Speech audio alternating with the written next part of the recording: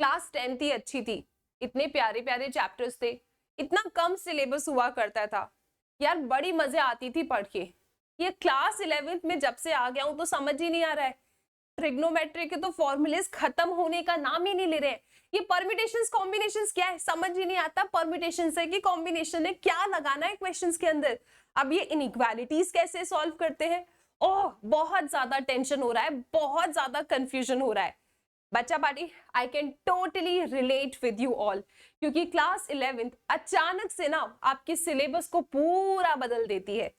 हम जो 10th class में छोटे छोटे बच्चे हुआ करते थे, अब अचानक से भाई क्लास 11th में हम बड़े आ गए, क्योंकि हम इतने सारे कंसेप्ट्स पढ़ रहे हैं, इतने बड़े बड़े चैप्टर्स पढ़ रहे हैं, और अब हो रही है टेंशन, क्योंकि स्टार्टिंग में हमको लगा था कि हम आराम से क्लास 11th पढ़ लेंगे मैम, लेकिन अब जब मिड टर्म एग्जाम्स आने वाले हैं ना, तो अभी पता है आपको क्या हो रहा है हमारे साथ, कंफ्यूजन ही कंफ्यूजन है, सॉल्यूशन का पता नहीं।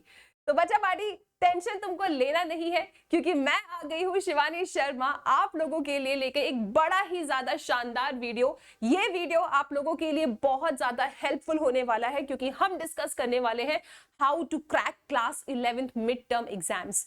क्या किस तरीके से तुमको अभी लास्ट मंथ में पढ़ना चाहिए, एंड क्या तुम्हारी प्रॉब्लम सॉल्विंग टेक्निक्स होनी चाहिए, क्या इंपॉर्टेंट फॉर्मुलेज है। तो ये सारी की सारी चीजें हम डिस्कस करने वाले हैं आज के इस सेशन में। तो चलो यार जल्दी से वीडियो को स्टार्ट करते हैं। सबसे पहली इंपॉर्टेंट चीज, मिड टर्म एग्जाम्स में बेटा हो सकता है स्कूल टू स्कूल आपका सिलेबस वेरी कर रहा हो। तो सबसे पहली चीज जो मुझे लगता है कि यार हाँ, इतना सिलेबस तो आप बच्चों के एग्जाम में आ ही रहा होगा, कुछ एक्स्ट्रा चैप्टर्स अगर इसमें हो तो आप बिल्कुल कमेंट सेक्शन में मुझे बता सकते हो। तो सबसे पहले बात करते हैं, सबसे पहला चैप्टर है सेट्स वाला चैप्टर, फिर relation functions, trigonometric functions, complex numbers, linear inequalities, permutations and combinations, और उसके बाद है बाइनोमियल थ्योरम। हो सकता है सीक्वेंस एंड सीरीज भी आपके एग्जाम में आ रहा हो। देखा जाए तो सबसे पहले आपको ये पता करना है कि यार मेरा सिलेबस क्या है, और इसके साथ साथ अभी बैठ के मेरे को अपने आप से बात करना है। अब आप अपने आप से बात करोगे नहीं तो एक काम करो, कमेंट सेक्शन में आप मुझसे बात करो और मुझे ये बताओ कि ये जो चैप्टर्स के नाम मैंने यहाँ लिखे हैं, इसमें से आपने कितने चैप्टर्स को पढ़ लिया है। एक बार तो पढ़ा होगा, चाहे स्कूल में पढ़ा है चाहे क्लासेस में पढ़ा है, एक ना एक बार तो आपने कुछ चैप्टर्स को पढ़ के रखा होगा। तो उसकी एक लिस्ट बनाओ, इसमें से पक्का कुछ ऐसे चैप्टर्स होंगे जिनमें तुमको यार बहुत ज्यादा कॉन्फिडेंस होगा, उसकी एक लिस्ट बनाओ। और कुछ ऐसे चैप्टर्स होंगे जो तुमने अभी तक नहीं पढ़ा है, या फिर पढ़ा है लेकिन बहुत ज्यादा डिफिकल्ट लग रहा है। तो सबसे पहले काम तुमको क्या करना है, सिलेबस में जितने भी चैप्टर्स हैं उनको ग्रुप्स में डिवाइड कर लो, ठीक है। Once you have done this, तुम्हारे दिमाग को क्लैरिटी रहेगी कि हाँ मुझे अभी और क्या करना है, किस पे ज्यादा वर्क करना है। ये टेक्निक आप अप्लाई कर सकते हो अपने सभी सब्जेक्ट्स में। जब इतना काम आपने कर लिया तो पॉइंट नंबर 2 इज कि मैम सिलेबस तो ठीक है, हम समझ गए, हमने सारी चीजों को इस तरीके से सेग्रीगेट भी कर लिया। अब जो इंपॉर्टेंट चीज है आप सभी बच्चों के लिए, वो है कि आप ना प्रॉपर टाइम टेबल बनाओ।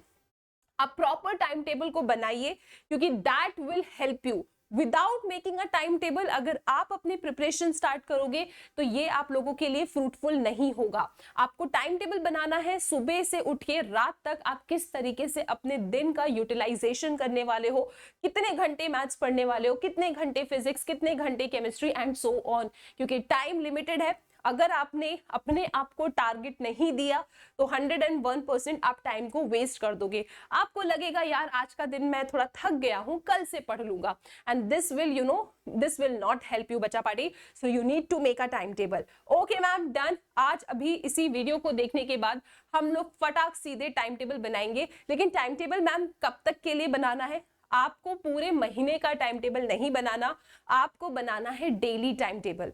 रात में सोने से पहले कल के दिन का पूरा टाइम टेबल बनाओ कि आपको क्या क्या काम करना है। ओके जी।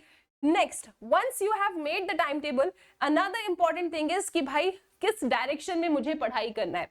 सबसे पहले यार देखो, आप जो भी क्लास देखते हो, अगर आप क्लासेस को फॉलो करते हो, लेक्चर्स देख रहे हो, राइट, हमारे साथ प्लस क्लासेस में पढ़ रहे हो, तो सबसे पहला तुम्हारा टारगेट यही होना चाहिए कि आप प्लस क्लास में बैठ के हमने आपको जो चैप्टर्स पढ़ा रहे हैं या जो चैप्टर्स हम पढ़ा चुके हैं उसको देखना है, उसका रिवीजन करना है।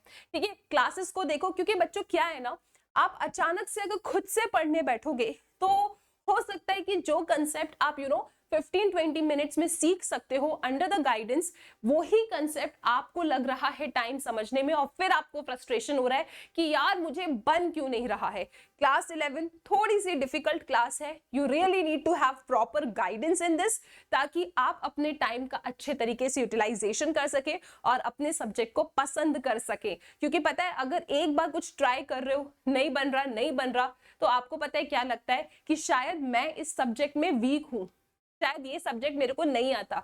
बट सच्चाई ये नहीं है बच्चों, आपको आता है, बस आपको समझाने वाला कोई चाहिए। तो अगर ऐसी कोई प्रॉब्लम है तो बिल्कुल प्लस क्लास में जाके अभी के अभी एनरोल कर लो।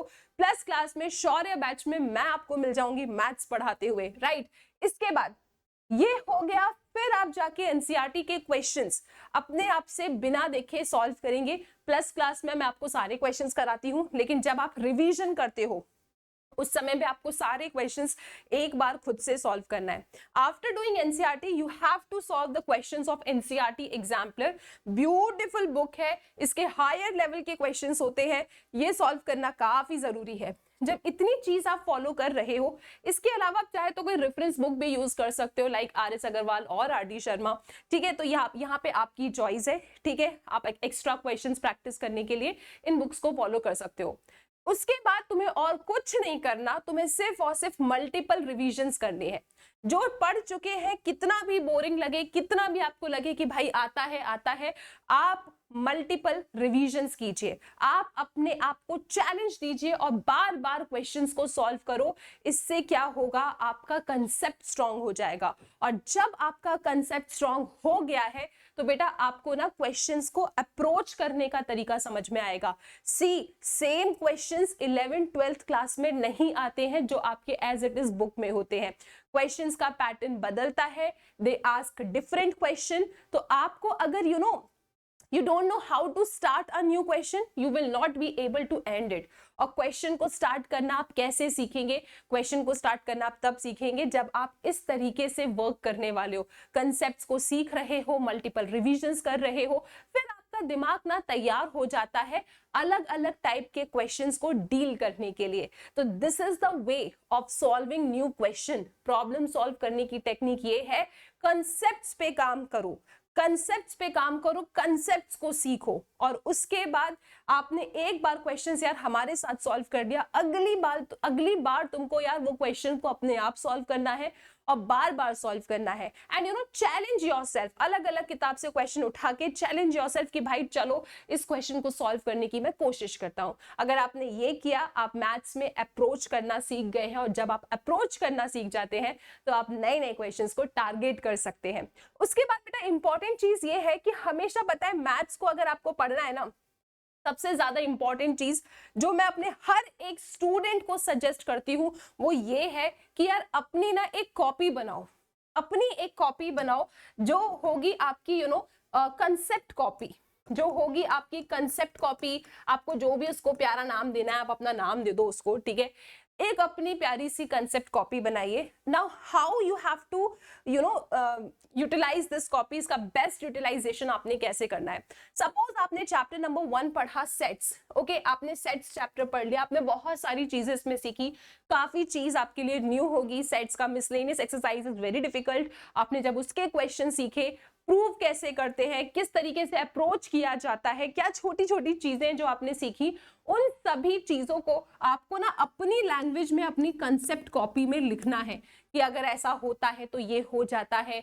प्रूफ वाले क्वेश्चन को सॉल्व करने के लिए आप आर्बिट्ररी एलिमेंट ले रहे हो, अगर मुझे दो सेट को इक्वल करना है तो मैं इसको इसका सबसेट फिर इसको इसका सबसेट अगर प्रूव कर देती हूँ तो इक्वल हो जाता है सेट। जो भी छोटी छोटी चीजें आपने पूरे चैप्टर में से सीखा है उसका पूरा समरी आपको यहाँ लिखना है।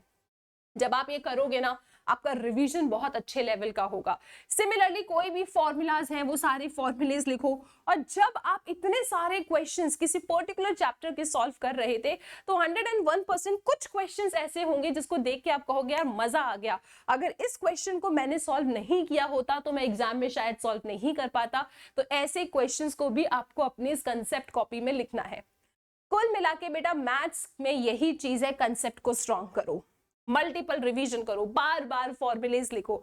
ये अगर आप कर लेते हो then you are good to go, right. तो इस तरीके से आपने काम करना है, ठीक है। आपने चैप्टर अपना टाइम टेबल बना लो, अभी भी टाइम है, you can complete your syllabus, right. और अच्छे तरीके से बस रिवीजन करते चलो। सोर्स रिसोर्सेस मैंने आपको बता दिया है। आप बिल्कुल यार under our guidance you can अपना क्लास 11 बहुत मजेदार बना सकते हो। अभी एक बड़ी अच्छी अपॉर्चुनिटी है आपके पास, 50% ऑफ भी मिल रहा है आपको सभी सीबीएसई के सब्सक्रिप्शंस पे, और साथ में 2 मंथ का एक्सटेंशन भी है। This is valid till August 28। तो आप अगर इस अपॉर्चुनिटी को यूज करना चाहते हो तो फटाफट आके यार जल्दी से कोड यूज कर लेंगे SS12 और हमारे क्लास 11th के बैचेस में एनरोल कर लेंगे। वहां मैं आपको मिल जाऊंगी मैथ्स पढ़ाते हुए। इसी तरीके से बहुत सारे एजुकेटर्स हैं जो आपको आपके सब्जेक्ट्स को पढ़ने में मदद करेंगे, बहुत अच्छे तरीके से आपको तैयार करेंगे आपके एग्जाम्स के लिए, कंसेप्ट्स को स्ट्रॉन्ग करेंगे और साथ में सिखाएंगे कि क्या तरीका होता है क्वेश्चंस को अप्रोच करने का। इसके साथ एक बड़ी इंपॉर्टेंट इंफॉर्मेशन है, अभी आप लोगों के लिए 1 शॉट सीरीज स्टार्ट की गई है स्पेशल क्लासेस में। Special class is a free class जहां पे हर एक एजुकेटर आपको मिड टर्म एग्जाम्स के लिए तैयार कर रहा है, क्विक कंसेप्ट रिवीजन के साथ, with a lot of questions to practice। तो बिल्कुल इन सीरीज में आप एनरोल कर लेंगे और क्लासेस को फॉलो करेंगे। इसके साथ अभी आपके पास अपॉर्चुनिटी है स्कॉलरशिप टेस्ट को लिखने की, तो बिल्कुल स्कॉलरशिप टेस्ट में लिखो और अच्छी अच्छी स्कॉलरशिप्स लो।